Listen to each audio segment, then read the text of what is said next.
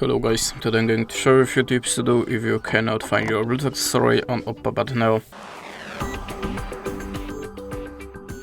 So if you have a problem to find your Bluetooth gadget, always start from the simplest way. So restart the Bluetooth connection, just switch it off and switch it on again.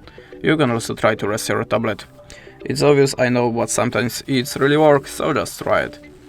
You have to be sure that your Bluetooth accessory has activated pair mode, and how to activate it you will find the manual to your device, or maybe on a YouTube channel, so just check it and be sure that your Bluetooth accessory should be visible for other devices. But it's still not for a tablet, so let's open the settings, go to the connection sharing and swipe down to the... oh sorry, not on this device, my bad.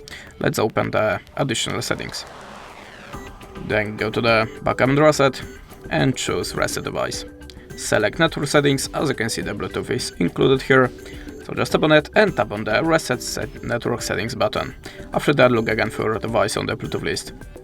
You can also try to update your tablet, so open the About device and choose the Color OS. If you have an update, just install it and check for your device. That's it. Thanks for watching and goodbye.